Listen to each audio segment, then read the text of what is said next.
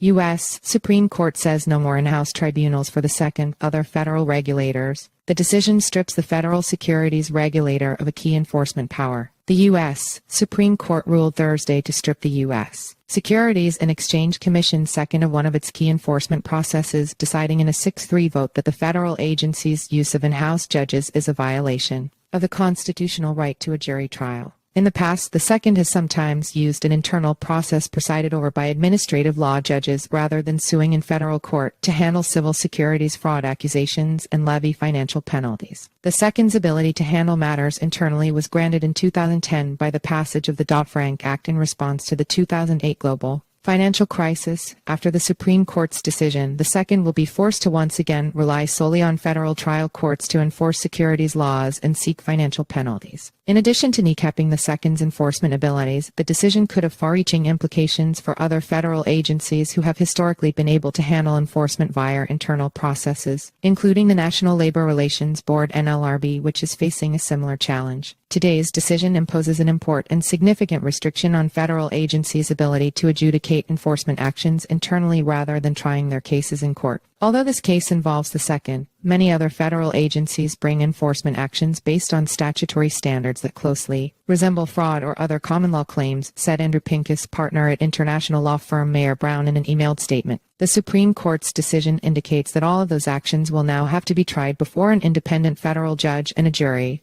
eliminating the home court advantage that has benefited many agencies for decades, Pincus added. Chief Justice John Roberts delivered the majority opinion, writing, "A defendant facing a fraud suit has the right to be tried by a jury of his peers before a neutral adjudicator. Rather than recognize that right, the dissent would permit Congress to concentrate the roles of prosecutor, judge and jury in the hands of the executive branch," Roberts wrote. That is the very opposite of the separation of powers that the Constitution demands. In a concurring opinion, Associate Justice Neil Gorsuch argued that the second's authority to penalize citizens without a jury, without an independent judge, and under procedures foreign to our courts are a violation of individual liberty. In reaffirming all this today, the court hardly leaves the second without ample powers and recourse, Gorsuch wrote. Some crypto cases have been among those resolved by the second via administrative proceedings, including its 2018 case against Michigan-based ICO Superstore Token Lot LLC and its two owners, and its 2014 case against a computer programmer who created a crypto-denominated virtual stock exchange. Associate Judge Sonia Sotomayor wrote the dissenting opinion, calling the ruling a power grab and part of a disconcerting trend. When it comes to the separation of powers, this court tells the American public and its coordinate branches that it knows best. The court tells Congress how best to structure agencies, vindicate harms to the public at large, and even provide for the enforcement of rights created for the government, Sotomayor wrote. There are good reasons for Congress to set up a scheme like the second's. It may yield important benefits over jury trials in federal court, such as greater efficiency and expertise, transparency and reasoned decision-making, as well as uniformity, predictability, and greater political accountability. The case, Second versus Jarczy, began in 2013 when the second alleged that hedge fund manager George Jarczy Jr. and his firm, Patriot 28 LLC, violated federal securities laws by misstating his two hedge funds' assets. Instead of suing Jarczy in federal court, the case was originally tried before an administrative law judge. Jarczy appealed, and in 2022 a New Orleans-based appeals court ruled that the second's proceedings were unconstitutional.